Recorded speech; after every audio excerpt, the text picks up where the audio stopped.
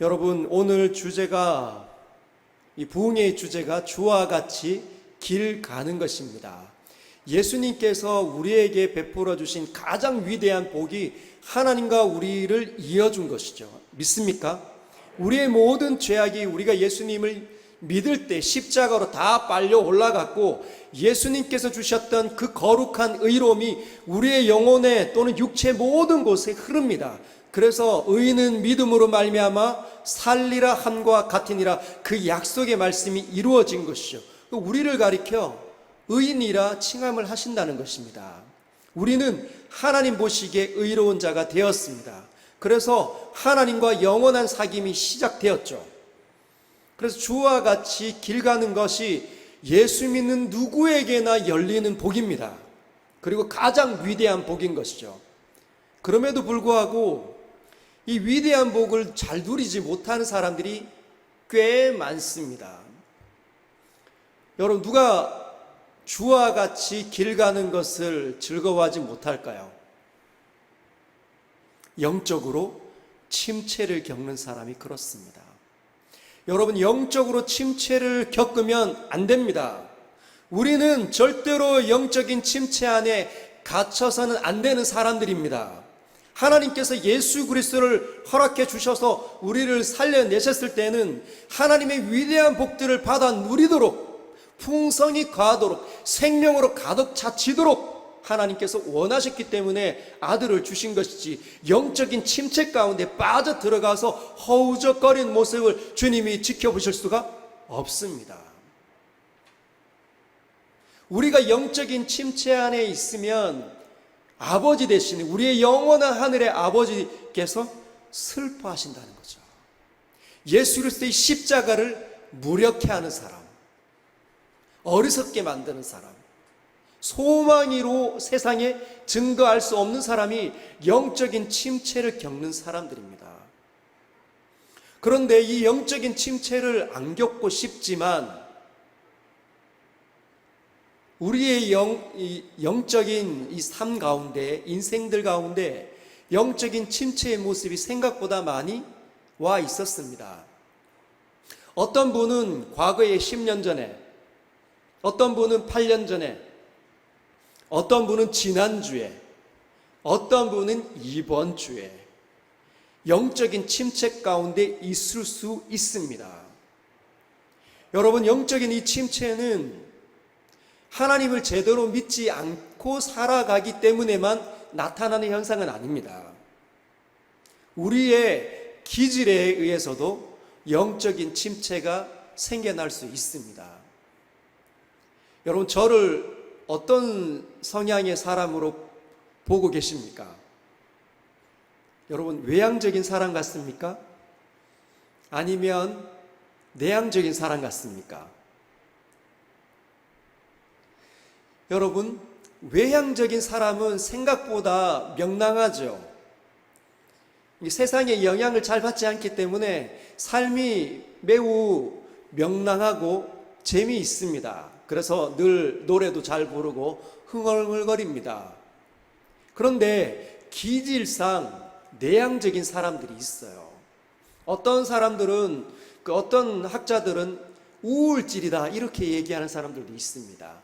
내향적인 성향을 갖고 있는 사람들 중에 우울한 기질을 타고난 사람들이 있다고 얘기를 하는 거죠.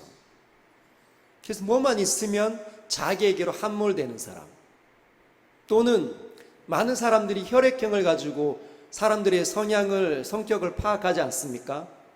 여러분, 저는 어떤 혈액형을 가지고 있는 것 같습니까? O형 같습니까? B형 같나요? A형 같습니까? AB형 같습니까? 여러분, 저는 A형입니다. 그 많은 사람들이 A형이면 소심한 사람, 그죠? 남이 아무 얘기도 안 했는데 혹시 나 때문에 화가 난 건 아닌가? 늘 자기 안에서 원인을 찾는 사람이 A형이라고 하잖아요. 그 A형 중에 트리플 A형이 있습니다. 늘 의기소침하고 우울하고 이렇게 소심한 사람.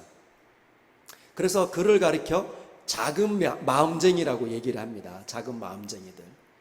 그런데 이런 기질들 때문에 영적인 침체도 겪을 수 있습니다. 그와 동시에 질병이 찾아오면, 몸이 아프기 시작하면, 큰 어려움에 봉착하면 영적인 침체에 빠질 수 있습니다. 왜냐하면 우리 모두가 죄 가운데 태어났기 때문이에요. 사람들은 어려움을 만나거나 어떤 상황에 들어가기만 하면 어두운 증상이 번개같이 빨리 나타납니다. 나 때문에 저 사람이 화를 냈나? 이 모든 것은 죄로 인해서 우리가 죄의 경향성을 타고났기 때문에 나타나는 현상이라는 것이죠. 집에서 남편이 조금만 일찍 들어오지 않으면 아내자들이 어떤 생각을 합니까? 아, 내 남편 열심히 일을 하는구나. 오늘도 몸이 부서지느라, 돈 많이 벌어오느라 이렇게 늦나 보다. 그런 생각 듭니까? 아니죠. 혹시나 사고를 당한 건 아닌지, 어려움을 당한 건 아닌지, 아이들이 보이지 않으면, 아이들이 늦게 들어오면 우리의 마음은 번개같이 어두워지는 현상을 갖고 있습니다. 그래서 어려움을 만나고 우리의 이런 약한 기질이 이렇게 같이 영향력을 발휘하면 영적인 침체 가운데 들어갈 수 있다는 겁니다. 그리고 탈진하면, 혹시 여러분들 가운데 스트레스가 많으신 분이 있습니까? 일을 지나치게 많이 하시는 분이 있나요? 그래서 몸이 지금 번아웃 될 정도다, 기력이 쇠진할 정도다, 이런 사람들이 있습니까? 그런 사람들 영적으로 침체를 겪을 가망이 많습니다. 왜냐하면 하나님 말씀을 읽을 시간이 없기 때문이에요. 하나님 앞에 앉아있을 시간도 없고 기도할 시간이 없기 때문에 영적인 침체에 들어갈 가망이 많습니다. 그래서 몸의 탈진할 때까지 몸을 사용하지 마십시오. 하나님께서 밤을 두신 이유는 모든 생물체가 살아가도록, 쉼을 얻도록, 안식을 얻어야 살 수 있음을 우리에게 교훈하시는 겁니다. 뿐만 아니라 마귀가 우리에게 도전하면, 지난 4주 동안 우리는 금요 기도회 때 영적 전쟁에 대해서 배웠습니다. 그리고 하나님의 전신갑주를 어떻게 갖추어야 되는지도 4주 동안 배웠습니다. 그럼에도 불구하고 잘 되지 않습니다. 아는 것과 내가 실천하는 것은 다른 문제라는 거죠. 저와 여러분들이 예수님을 만나고 주와 같이 길 가는 그 영원한 복, 행복, 은혜, 충만, 생명으로 가득 차지는 것을 하나님께서 환경을 열어놓으셨지만 우리가 한 번도 그 길을 걸어본 적이 없기 때문에 쉽지 않다는 겁니다. 오래된 구습이 더 훨씬 많죠. 내 생각과 내 뜻으로 판단을 내리고 내가 마음대로 행동했던 그 모든 습관이 나에게 생각보다 강력하게 붙어 있다는 겁니다.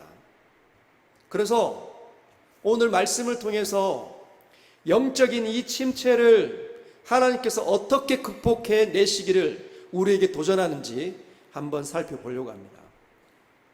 우리 아담과 하와가 아이를 낳았습니다. 우리 1절 같이 한번 읽어볼까요? 시작.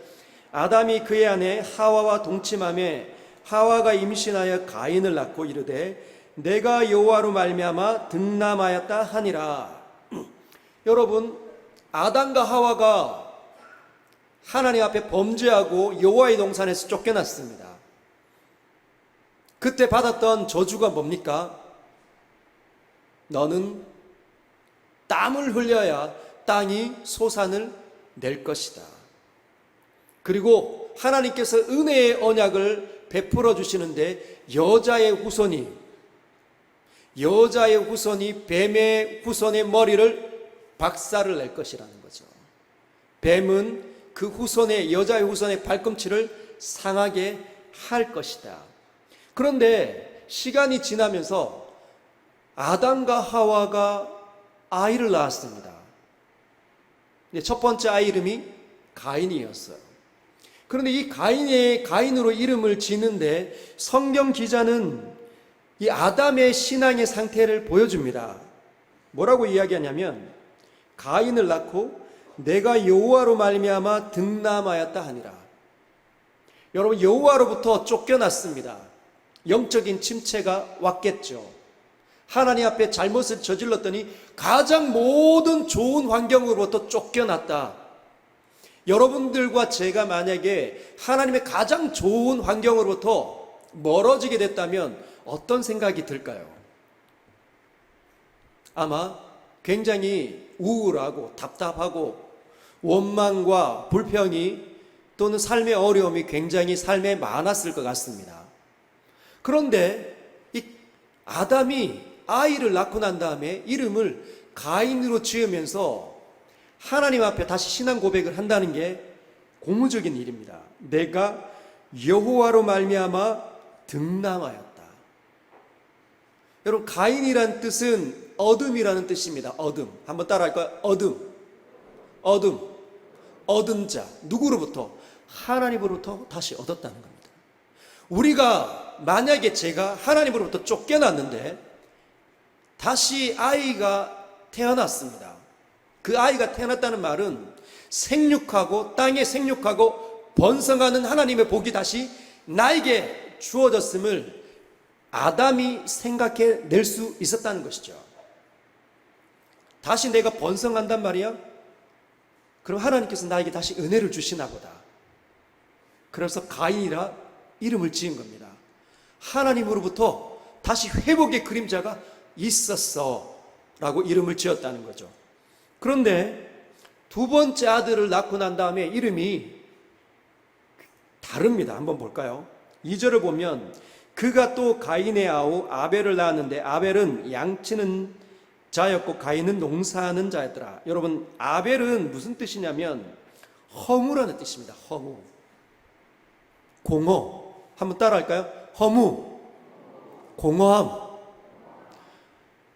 아담이 두 번째 아들을 낳았는데 이름을 허무하다라고 지은 거예요.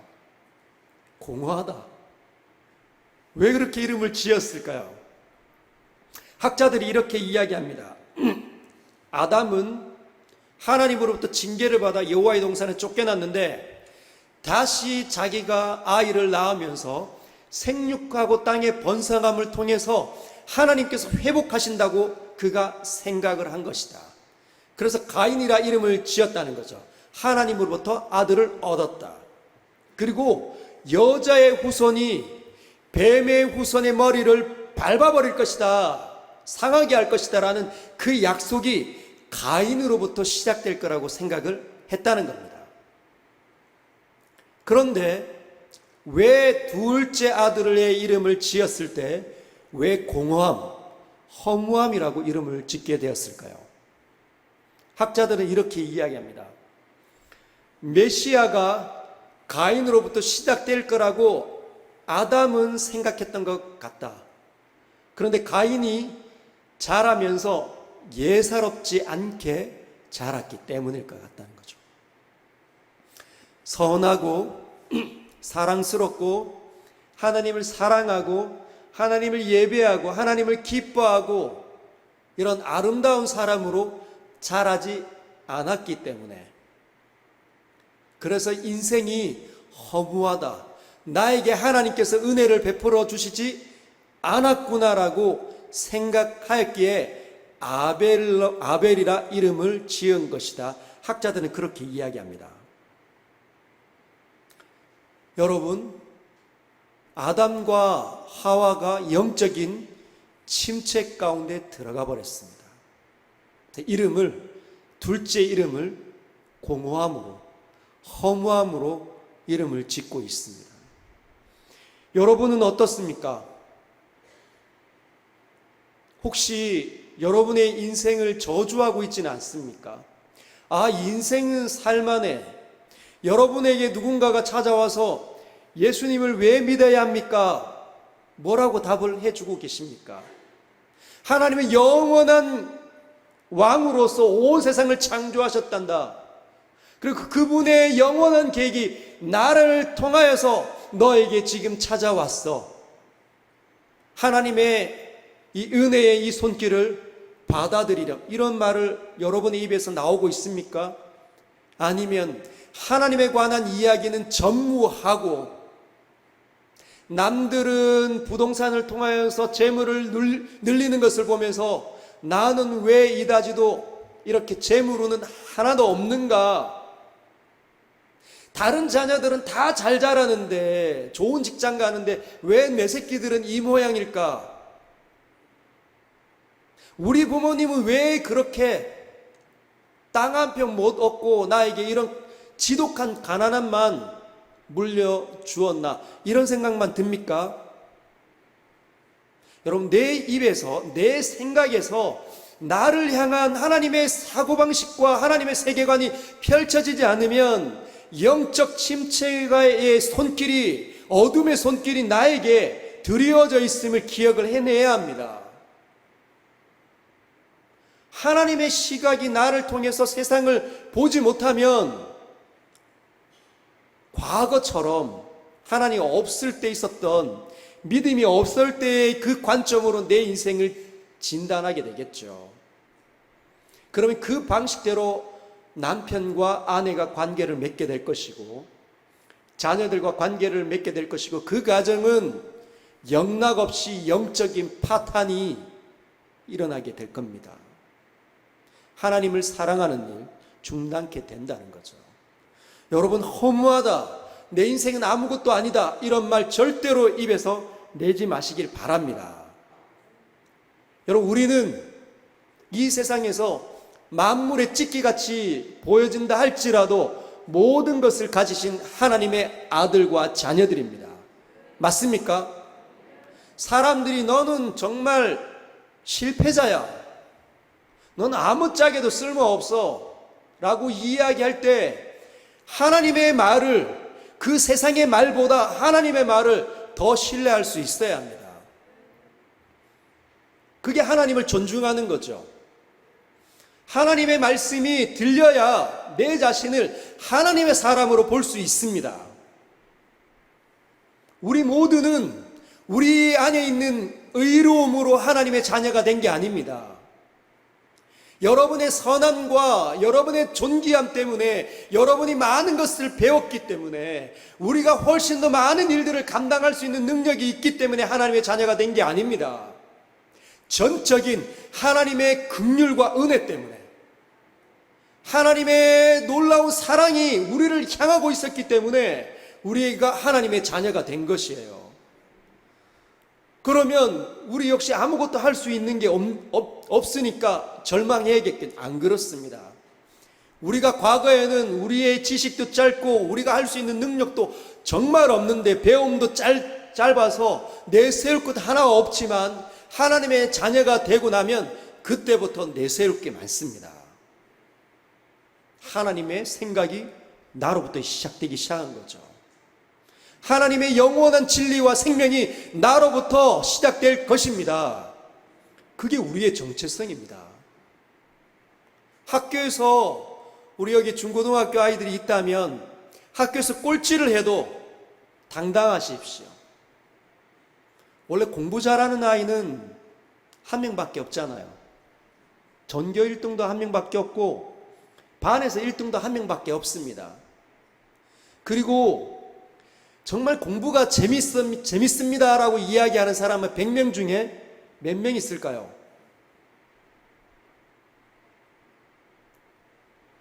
몇 명 있을까요? 10명 있을까요?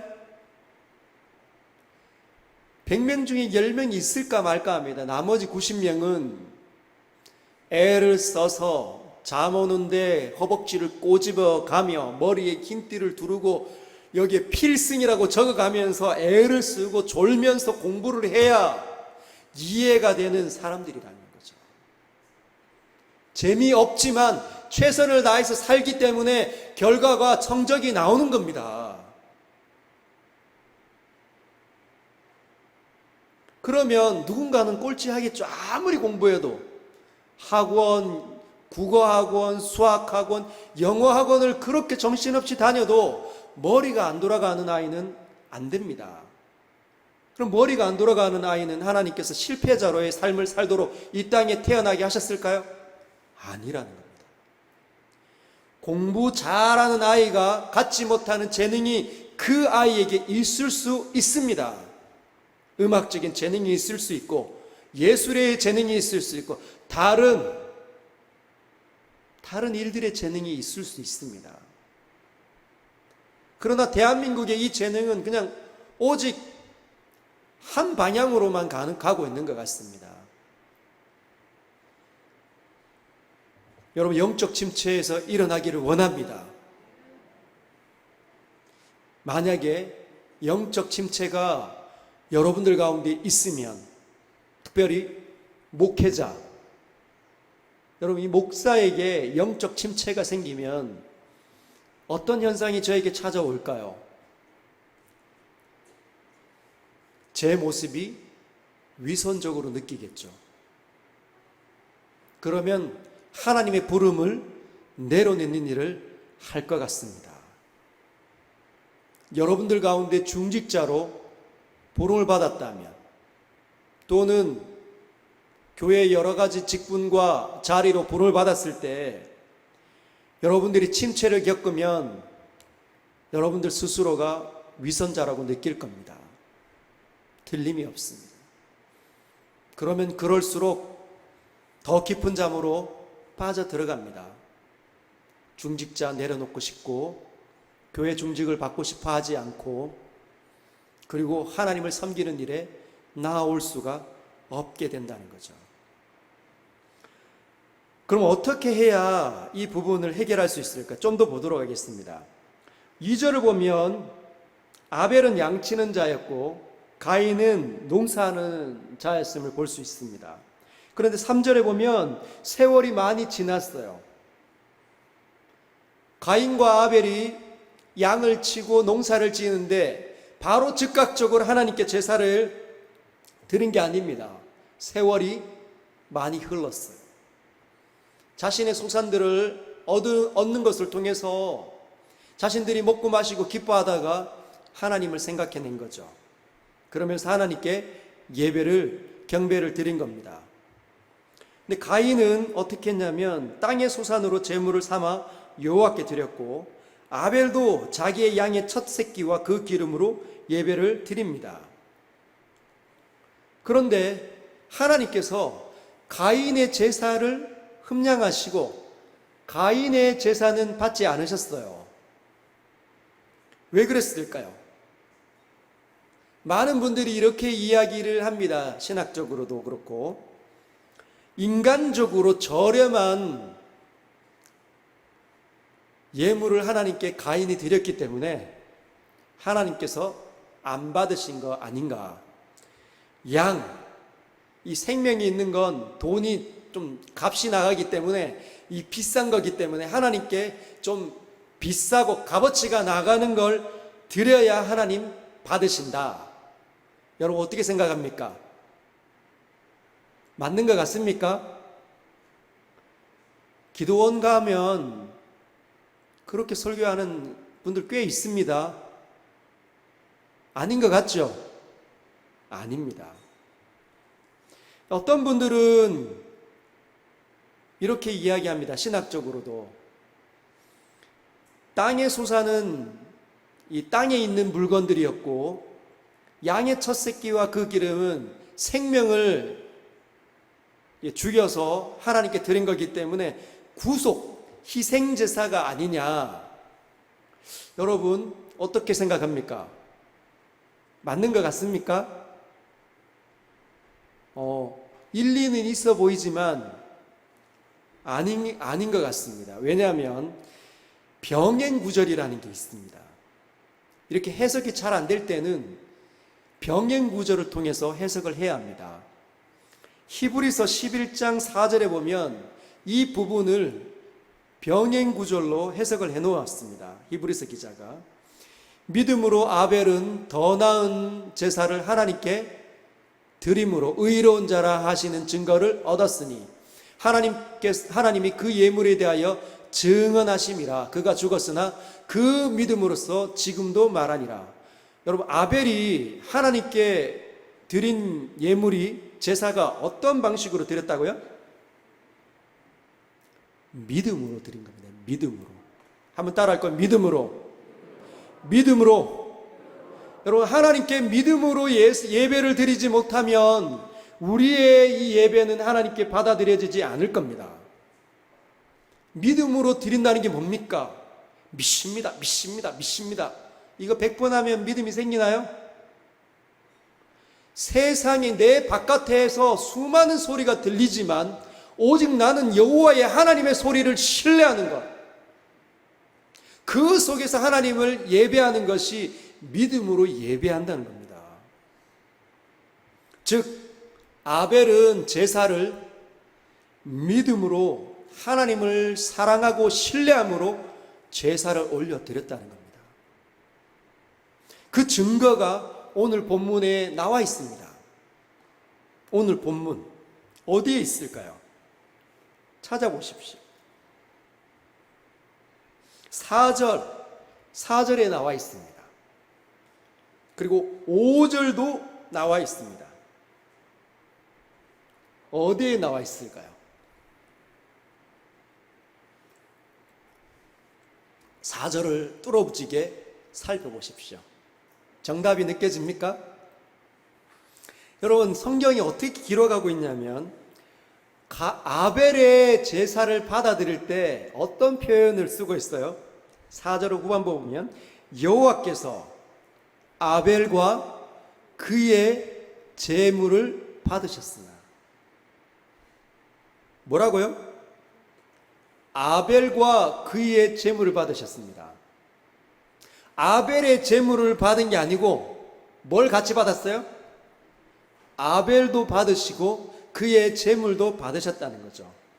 여기에 받으셨다라는 이 단어는 히브리어로 이런 표현이 쓰여져 있습니다. 이런 단어가 쓰여져 있습니다. 한번 볼까요? 히브리어 사. 한번 따라하겠습니다. 사. 히브리어는 어디로 읽습니까? 오른쪽에서 왼쪽으로, 오른쪽에서 왼쪽으로 읽죠. 한번 더 따라 읽겠습니다. 사. 이 사는 바라보다, 주목해서 응시하다, 이런 뜻입니다. 집중해서 누구를 바라봤다고요? 아벨을 보시고 아벨이 드리는 예물도 제물도 집중해서 보셨다는 겁니다.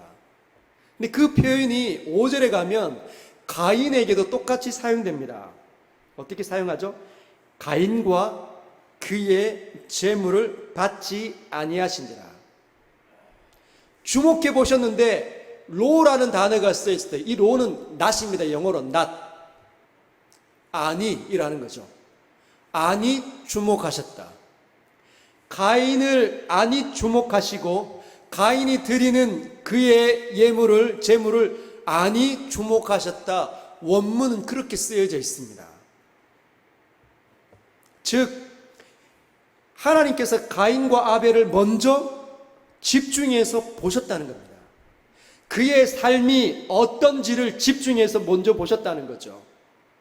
어떤 삶을 인생 가운데 살아오고 있는지를 보셨다는 겁니다. 그의 생각을, 그의 말을, 그의 행동을, 그의 모든 삶의 영역들을 하나님께서 주목해 보셨다는 거죠. 여러분, 하나님은 온 세상을 다 보시는 분이십니다. 여러분들이 지나간 모든 과거들을 다 단번에 알고 계신 분이십니다. 지금도 어떤 생각으로 이 자리에 앉아 있는데 하나님 다 알고 계시는 분이십니다. 그래서 그분이 무한하신 하나님이라 일컬음 받으시는 분이시라는 거죠. 하나님 눈에 드러나지 않는 것은 아무것도 없습니다. 우리가 예배 생활이 승리하려면 우리의 일상이 승리해야 합니다. 영적인 진리가 있는 거죠. 예배 때 영적인 침체를 겪는 대다수의 사람들, 졸고 주보를 뒤적이고 잠만 오고 재미가 없고 기쁘지 않고 은혜가 한 번도 잘 안 느껴지는 이유는 무엇일까요? 삶 속에서 하나님을 만나는 현장이 없기 때문이라는 겁니다. 믿음으로 하나님을 기쁘시게 하는 삶이 없기 때문에 예배 가운데 나와도 이 앞에서 찬양을 드려도 두 손이 올라가지 않고 판단만 하는 거죠. 목사님, 오늘 저 넥타이 했구나. 오늘 반짝이 많이 붙어 있네. 말씀에 집중할 수가 없습니다. 하나님을 한 주 동안 신뢰하고 살아오지 않았기 때문에 마음이 어두워져서 어둠 속으로 자꾸만 들어가고 싶은 거죠. 여기에 중요한 영적인 원리가 있습니다. 하나님은 빛의 하나님이시죠. 사도 요한이 이렇게 이야기했지 않습니까? 요한일서 1장 5절에 우리가 그에게서 듣고 너희에게 전하는 소식은 이것이니 곧 하나님은 빛이시라. 그에게는 어둠이 조금도 없으시다는 것이니라. 하나님은 빛이십니다. 60년 동안 사역했던 사도 요한이 엑기스로 만들었을 때 한 줄로 요약하는데 하나님은 빛이시다. 그게 복음이에요. 하나님께서는 우리를 찾아오실 때 우리 모두를 비추십니다. 우리 모두를 비추시는데 요한복음에 보면 이 사도 요한이 요한복음에는 이렇게 써놨습니다. 빛이 비치니 빛이 싫어하는 사람들은 어둠 속으로 숨는다는 거죠. 어둠을 좋아하는 박쥐 같은 인간들은 빛을 비추면 어둠 깊은 동굴로 더 많이 들어간다는 겁니다. 한 주 동안 하나님을 사랑하고 하나님을 기뻐하고 하나님을 신뢰하고 그분과의 삶이 충만하지 못하면 예배 가운데 올 때마다 어둠 속으로 들어갈 수밖에 없습니다. 빛이 비치기 때문에 견딜 수 없는 거죠.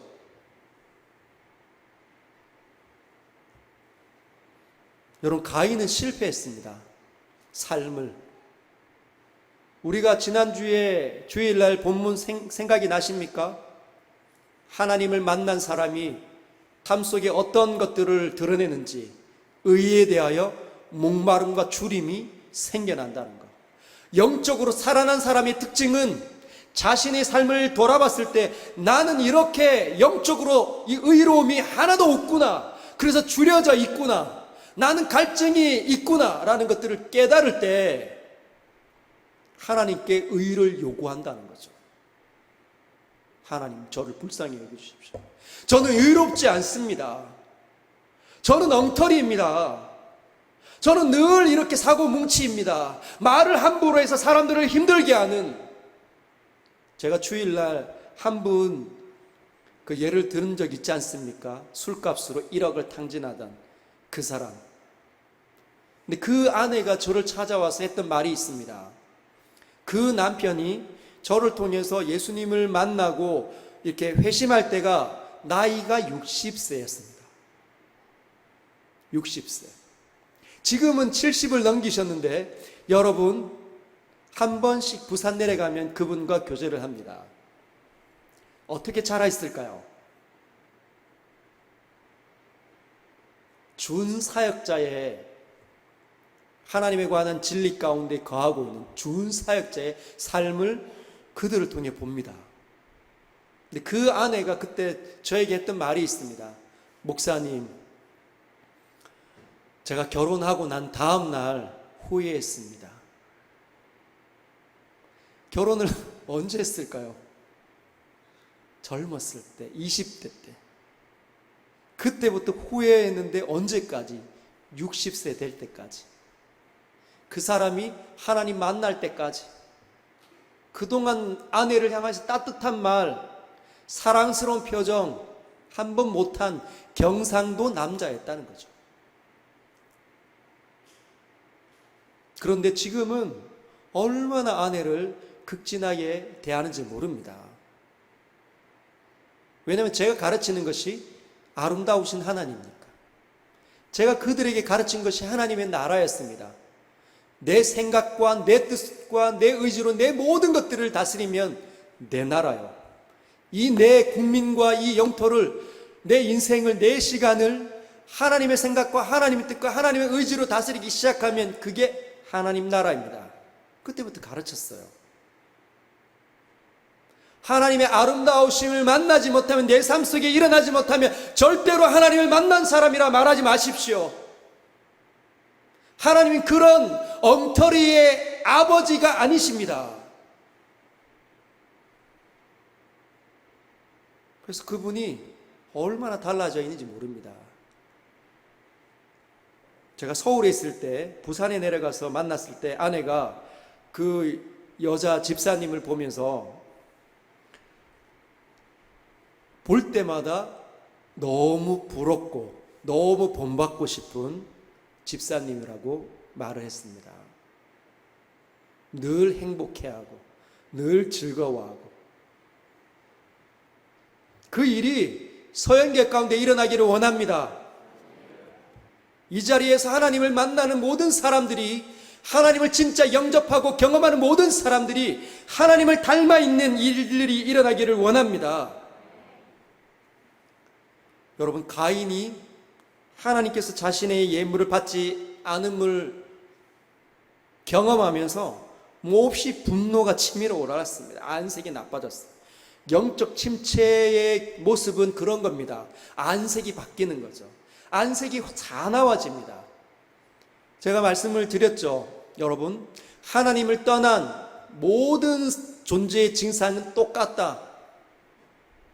여러분, 마귀 천사가 마귀 사탄이 원래 천사였잖아요. 근데 하나님을 떠나면 어떤 존재가 되냐? 우는 사자와 같은 심각하고 더러운 무서운 표정의 소유자가 됩니다. 그래서 귀신 들린 사람들이 막 얼굴이 밝고 따뜻하고 사랑스럽지 않은 이유가 거기에 있어요. 우리 어르신들, 우리 은퇴하신 장로님들 귀신 들린 사람 여러 보신 적 있으시죠? 과거 때는 훨씬 많았습니다. 요즘에는 잘 보이지 않아도. 그런데 귀신이 안 들려도 귀신 같은 사람들이 있습니다. 귀신이 안 들렸는데 하나님의 은혜가 중단되면 다 귀신 같아지는 거죠. 표정이 나빠지고 불편해지고 어두워집니다. 사나워진다는 거죠. 그래서 영적 침체를 겪는 사람들은 말을 닫아야 합니다. 말을 함부로 놀리면 사람들이 죽어나간다는 것 꼭 기억하십시오. 내가 입을 벌려서 아내나 남편이 고통스러워한다. 그러면 영적인 침체 가운데 있는 겁니다. 내 자녀들이 힘들어한다. 내가 자꾸만 가면 사람들이 나를 피한다. 내가 가면 나를 안았으면 한다. 그러면 영적인 침체입니다. 그렇게 진단해 내셔야 돼요. 그럼 어떻게 해야 할까요? 그 사람들은 반성을 해야 된다는 거죠. 내가 뭘 잘못했을까를 생각을 해내야 합니다. 어디에서부터 비롯되었을까? 그래서 에베소 교회를 향하여서 처음 사랑을 너희가 잃어버렸느니라. 첫사랑을 회복하라 말씀하시잖아요. 어디서 잃어버렸는지, 떨어졌는지, 내 믿음이 약해졌는지 기억해서 다시 그 지점으로 가서 다시 첫 단추를 다시 이렇게 꿰야 됩니다. 그리고 그 속에 가서 회개 기도해야 된다는 거죠. 우리 한번 따라할까요? 회개 전문가가 됩시다. 여러분, 회개는 예수님 믿을 때만 하는 게 아니에요. 하나님 앞에 회개하는 사람은 하나님 앞에 용서를 구하는 사람이죠. 하나님 앞에 용서를 구하는 사람은 타인에게 잘못을 저질렀을 때도 용서를 구할 수 있는 사람입니다. 근데 우리가 이 회개를 잘 못하면 하나님 앞에 지은 죄가 생각이 났는데도 불구하고 입 닫고 있으면 다른 사람에게 내가 죄를 범할 때 회개할 수가 없습니다. 용서를 구하지 못한다는 거예요. 사과하러 도무지 가지 못한다는 겁니다. 그래서 우리는 회개의 전문가가 되어져 있어야 합니다. 우리 예수 믿는 사람만큼 미안합니다. 죄송합니다. 제가 잘못했군요. 이렇게 할 수 있는 이유가 뭘까요? 늘 하나님 앞에 자기의 죄가 생각이 나서 회개를 자주 하다 보니까 타인들에게도 쉽게 용서를 구할 수 있는 사람이 되는 거죠. 우리 친구들 2명이 어린 친구들이 앉아 있는데 고개를 끄덕거리면서 듣고 있습니다. 회개를 하나님께 잘못을 구하지 못하면 친구들 사이에서 야, 니 때문이잖아. 내가 왜 어릴 때부터 그렇게 합니다. 성인이 될 때까지. 그래서 부모님 보면 부모님들이 당신이 문제고 당신이 문제고 당신이 이래서 그래 당신이 늘 당신 탓하는 거 보고 살잖아요. 그렇죠. 우리 모두 그거 다 경험했습니다. 그리고 우리 모두 다 꿈을 꿨죠. 나는 저런 아빠 안 될 거다. 나는 저런 엄마 안 될 거야. 근데 그렇게 하고 있잖아요. 이유가 뭐냐? 하나님께 회개하는 일을 잘하지 못하기 때문입니다. 오늘 이 밤에 하나님께 여러분 죄가 생각날 때 기도하시길 바랍니다. 주님이 6절에 이렇게 말씀하십니다. 하나님은 굉장히 친절하신 분이세요. 같이 한번 읽어볼까요? 시작. 여호와께서 가인에게 이르시되 내가 분하여 함은 어찌 됨이며 안색이 변함은 어찌 됨이냐. 하나님 보여주신다는 거예요. 우리가 안색이 변하고 분내고 있는 것, 우리의 상태를 우리에게 하나님 친히 보여주시는 분이십니다. 근데 언제? 예배 때 나와야 볼 수 있는 거예요. 여러분 혼자 집에 있는 분들은 뭐 할까요? 영적인 침체 겪으시는 분들이 집에서 뭐 하겠습니까? TV 돌리는 거죠. TV 1번부터 100번까지 계속 위로 올라갔다가 내려갔다가 그거 합니다. 거기에서 하나님의 소리를 들려줍니까? 절대 안 들려주죠. 세상은 이것 때문에 어렵고 이 당 때문에 힘들고 저 당 때문에 힘들고 코로나 때문에 힘들고 그래서 원망하고 불평하고 싸워야 된다고 숱하게 공격을 합니다. 그러면 또 자기 자신을 저주하겠죠. 우리 엄마 우리 아빠는 돈을 나에게 이렇게 물려주지 않아서 내가 이렇게 힘든 거다. 여러분 하나님의 소리를 들을 수 있는 자리에 나와야 내 자신이 비침을 받을 수 있습니다. 그리고 주님은 이렇게 말씀하신다는 거죠. 7절에 네가 선을 행하면 어찌 낫을 들지 못하겠느냐. 선을 행하지 아니하면 죄가 문에 엎드려 있느니라. 선을 행하지 않으면 어찌 낯을 들지 못하겠느냐. 네가 선한 삶을 살지 않았기 때문에 내가 너를 집중해서 바라보지 못했다는 겁니다. 하나님의 여호와의 눈은 진실하고 의로운 눈이잖아요. 하나님이 죄 가운데 있는 분이 아니십니다. 그래서 우리가 하나님을 믿으면서 죄를 먹고 마시고 남을 미워하고 싸우고 부정직하게 살면 거짓말을 하면 하나님 우리를 못 보시는 거죠. 근데 우리가 이렇게 예배 자리에 나왔을 때 주께서 하시는 말씀을 통해 우리를 비춰주시면 우리가 내가 그렇게 살았구나. 내가 내 정직을 팔아먹고 살았구나. 거짓말을 했구나.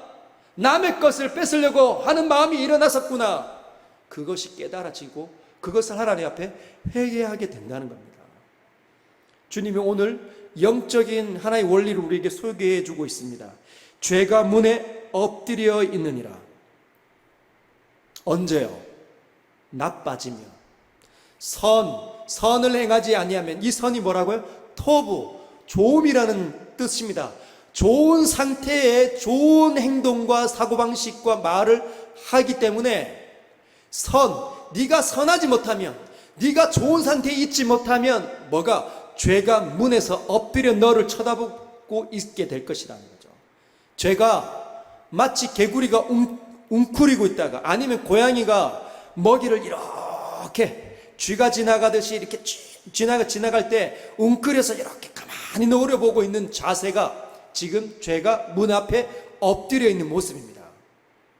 우리가 나빠져 있을 때, 우리가 남에게 화를 내고 있을 때, 남에게 분노를 이렇게 발산하고 내 욕심을, 탐욕을, 시기와 질투에 갇힐 때 뭐가?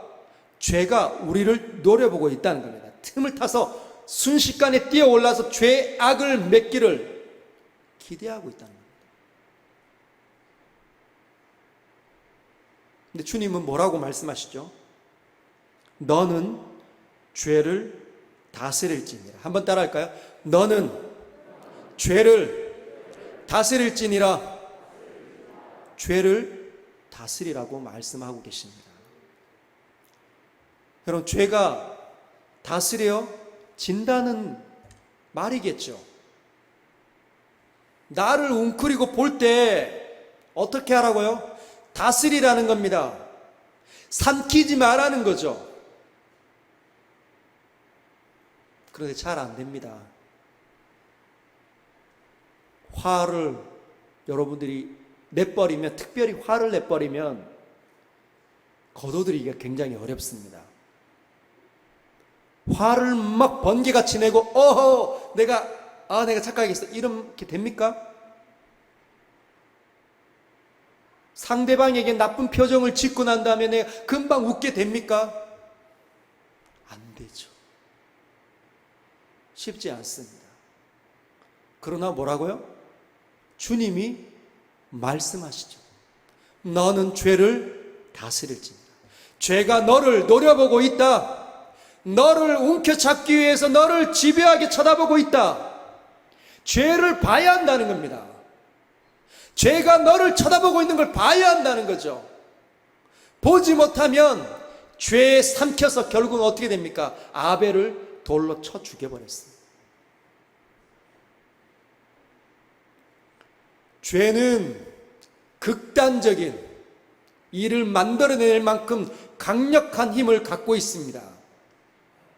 별것 아닌데 여러분 마음에 생채기를 내면 화가 쏟아져 나오죠. 상대방도 그 화를 받아서 여러분에게 또 나쁜 말을 하면 죽이고 싶어하는 말들이 쏟아져 나가는 것이 인간의 사회의 현상들입니다. 그렇죠? 여러분, 이 운전하는데 별것 아니지 않습니까? 끼어드는 게 별것 아니잖아요. 근데 창문 열고 뭘 합니까? 서로 죽이겠다고. 어마어마한, 정말 들으면 끔찍스러운 말들을 쏟아냅니다. 그게 사람의 모습이에요. 죄가 삼켜버리면, 죄가 여러분들을 잡아버리면 죄의 노예가 됩니다. 그래서 주님은 뭐라고 얘기하냐면 죄를 다루어 내야 된다. 특별히 우리처럼 이제 죄의 경향성만 남아있는 우리, 죄가 사라졌잖아요. 죄의 경향성이 있어서, 여러분 이 경향성은 제가 묵상학교에 계신 분들에게 이번 주 그리고 지난주에 가르쳤던 내용입니다. 이렇게 버스를 타고 가다가 이 버스가 쭉 갈 때 이렇게 잡고 있다가 버스가 딱 서잖아요. 그럼 어떻게 됩니까? 앞으로 쏠리죠. 버스가 멈췄는데도 앞으로 쏠려갑니다. 경향성이라고, 디스포지션, 우리에게 그런 죄의 경향성이 남아 있습니다. 이 죄가 우리에게 있어서 죄악들을 맺게 만들었는데 예수께서 십자가에서 청산했잖아요. 스톱이 됐습니다. 그럼에도 불구하고 경향성이 앞으로 나가는, 멈췄을 때 앞으로 나가는 이 경향성이 여전히 남아 있어서 여러분들에게 환경과 조건이 되었을 때 여러분의 죄악을 맺을 수 있도록 이끌어 간다는 거예요. 파괴하는 힘이 사라졌지만 그 경향성을 여러분들은 다뤄낼 수 있어야 합니다. 어떻게 다뤄낼 수 있을까요? 오늘처럼 하나님의 소리가 네가 분내면 어찌함이냐, 선을 행하지 않았기 때문에 내가 너를 집중할 수 없었고, 선을 행하지 못하면 죄가 엎드려서 문에서 너를 노려보고 있을 것이다. 이런 하나님의 소리를 들을 수 있어야 우리는 뛰쳐나올 수 있고 죄를 다루어낼 수 있습니다. 하나님의 소리 여러분 듣고 있습니까? 제가 김남준 목사님 책을 예전에 정말 좋아했었습니다. 오늘 이제 본문을 준비하면서 김남준 목사님 이름뿐인 신앙에서 벗어나라는 책을 이렇게 펼쳤는데, 그때 그 목사님이 이런 말씀을 하셨습니다. 어느 통계에 의하면 100명 중에 4명만이 성경을 통해서 하나님의 뜻을 분별하고 있습니다. 근데 그 책을 제가 이렇게 언제 발간됐는지 보니까 2003년이었어요. 2003년에 발간된 책에 김난준 목사님께서 어떤 통계의 자료를 인용했는데, 그때가 지금으로부터 약 20년 가까이 전에 시절이잖아요. 20년 전에 100명 중에 4명만이 하나님의 말씀을 통해서 하나님의 뜻을 분별하려고 애를 쓰는 사람이었다는 겁니다. 그럼 20년 동안 어떻게 달라졌을까요? 좋아졌을까요? 안 좋아졌다는 겁니다. 그때나 지금이나 별반 다르지 않는 것 같습니다. 제가 늘 신방 가서 집사님, 권사님, 하나님 말씀 잘 읽고 있죠? 네, 읽고 있습니다. 그러면 하나님 뜻이 뭔지는 잘 분별이 됩니까? 그게요.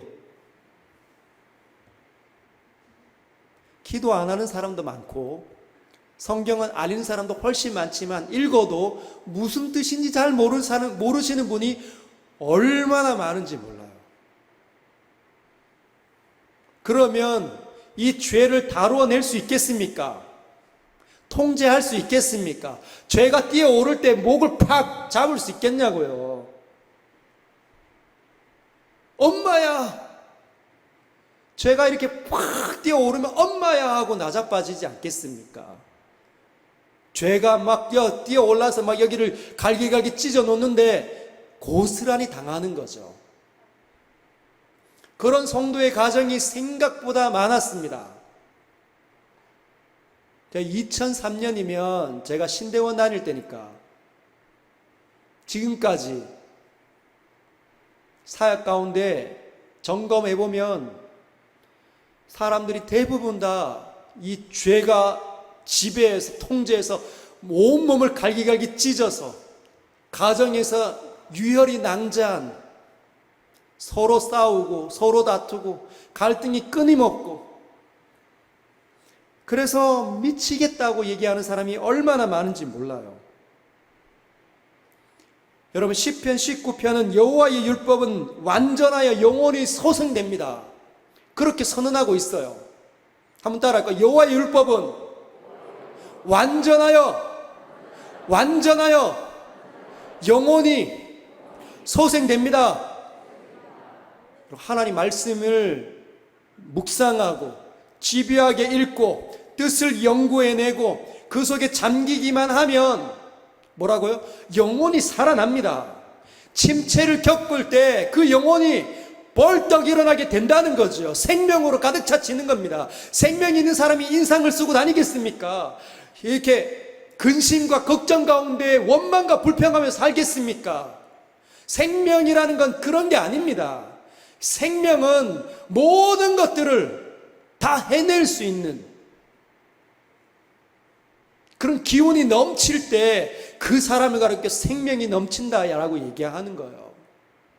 하나님의 말씀에 깊이 뿌리를 내리기를 원합니다. 이제는 우리가 지금 가을에 묵상학교로 이제 막 하잖아요. 한 200여 명이 막 시도하고 있습니다. 여러분들이 일주일 내내 한 본문을 가지고 집요하게 묵상을 해내고 있습니다. 달라지고 있다. 내 남편이 달라졌어요. 이런 얘기 아내로부터 듣고 있습니다. 제가 어떤 한 집사님을 통해서 제가 들었습니다. 내년에는 묵상학교만 하지 않고 여러분들 모두가 하나님에 관한 진리에 대해서 전문가가 되도록,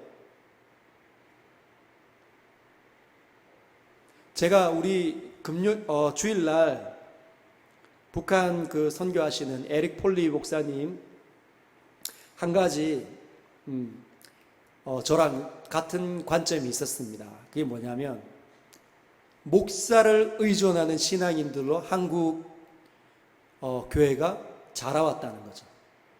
목사님을 통해서 말씀을 듣지 못하면 주와 같이 길 가는 걸 못하는 거예요. 여러분, 주님과 함께 길 가는 거지 목사와 함께 길 가는 겁니까? 여러분, 제가 꿈꾸는 건 여러분들이 모두가 주님과 함께 길 가는 겁니다. 주님의 영원한 기쁨을 누리는 거죠. 그래서 제가 없더라도 여러분들이 하나님과 굉장히 친밀해져서 주님과의 이 사귐이 충만해져서 하나님의 영원한 기쁨과 은혜를 여러분을 통해서, 여러분의 삶을 통해서 막 주변에 증거내고 여러분들도 신명나고 재밌고 행복하고 그렇게 사는 거 보는 겁니다. 그래서 말씀 앞에 앉아 있어야 죄를 목을 팍 뛰어들 때, 올라올 때 목덜미를 잡아서 저쪽으로 패대기 칠 수 있다는 겁니다. 할렐루야.